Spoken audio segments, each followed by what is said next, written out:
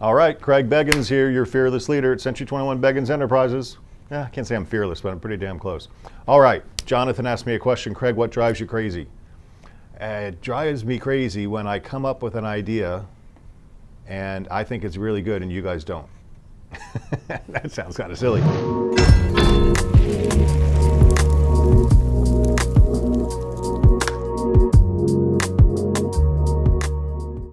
But let me just, I've said this 1,000 times, so I'm just going to record it so I don't say it 1,000 times anymore. There's a process that you can follow that will drive you to incredible success lengths. And it's called the Art of Life Betterment. And it's a 5-step process, and I'm going to drill this in. I'm going to do it real quick because you've heard me say it before, but I think the more you say it over and over again, the more you're going to get it.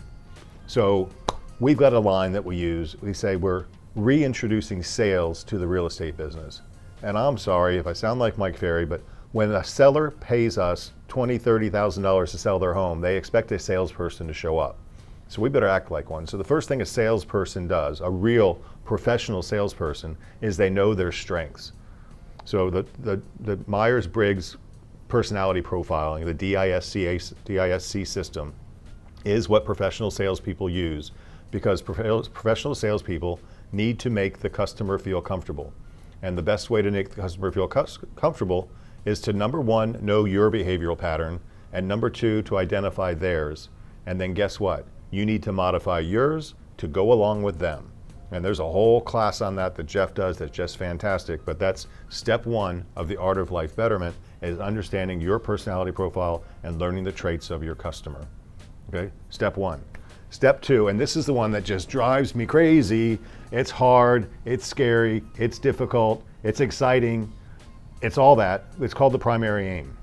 And you know, the Harvard study is famous that 97% of the people don't set goals, and the 3% who do outperform the 97% who don't, right? But I'm not just talking about goals. I'm talking about the goals have to abound in different areas of your life. It's not just money, it's not just transactions, it's where are you living, it's how are you feeling, it's how do you look, all those things, how it all balances in your life. So we've got a form called the primary aim, and it's going to ask you to pretend like you're directing a movie of your life. And it's asked you to forecast into the future 5 years from now and say, it's 5 years from now, I am 5 years older than I am today, your kids are 5 years older than they are today, your parents are 5 years older than they are today.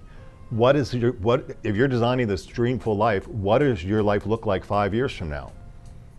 That's a tough one. It's hard to go into the future and say, I don't know. But don't worry, it's not necessarily going to happen. We're just going to write it down to give us something to look forward to. Because you start thinking now, 5 years from now, I've got $300,000 saved in my investment account.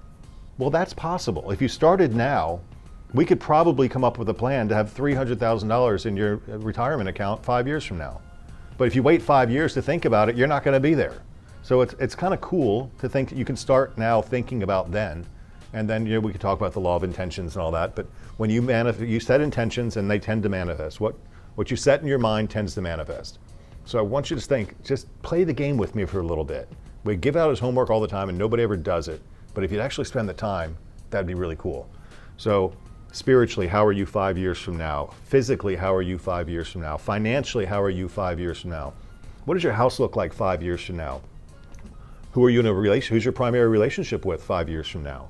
All those questions in the primary aim are soul searching, but they're really, it's more of a big picture thing that says, I'm a big thinker and I'm a goal setter and I'm holding these thoughts in my mind and they got a better chance of manifesting if I put them on paper. So that's step two. Step three, and I'm sorry, I got to tell you, you got to work. You have to have a schedule, and your schedule has to be in line with your goals. So if you want to set a schedule to work, 2 hours a day, 3 days a week, great, welcome to real estate. But you're not going to be able to make $300,000 a year doing that. Your schedule is going to have to be in alignment with your goals. Then we get to what I call in the bag. Now, this is a real estate plan, right? We're going to talk about setting intention, how many transactions we're going to do. And this is a 90-day program. Just for 90 days is all we want to do this for. And at the end of 90 days, we'll rethink it and either expand it or contract it. Either way is fine, whatever you choose to do.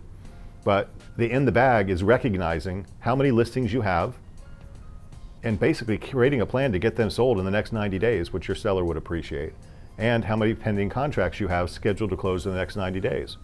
because it drives me crazy. I'll get agents sending me this form, and they tell me they want to have 4 closings in the quarter, and they've already got 5 pendings in the books. That doesn't make any sense. So know what you have going into the thing, and then we're going to add the intentions for the new stuff. And then the new stuff is number 5, which is just set the intention. How many listings would you like to take in the next 8 weeks? No, 12 weeks. How many listings do you think you could take in the next 12 weeks? How many buyers do you think you could write a contract with in the next 12 weeks? 1 a week might not be too many. That would be a lot. 12, that'd be fantastic. How many listings that you currently have can you get sold in the next 12 weeks? In the middle, you got to pick a pillar to work. And it's not a pillar to work, it's a pillar to master. Be it your sphere, be it social media, be it FSBOs, be it expireds, be it whatever you want to go after, your niche. Pick something and just go balls to the walls for it this quarter. Learn everything. Maybe it's home partners, maybe it's Op City, but let's get invested, get learned on it, and let's just commit. Next quarter, if that worked for you, keep doing it. And if it didn't, switch to something else. We'll mix it up so it's always fun and exciting. All right, that's it. Art of Life Betterment. It's in .loop. Look up the loop and you'll see all the forms that go with it. Come on, guys, let's make it rock.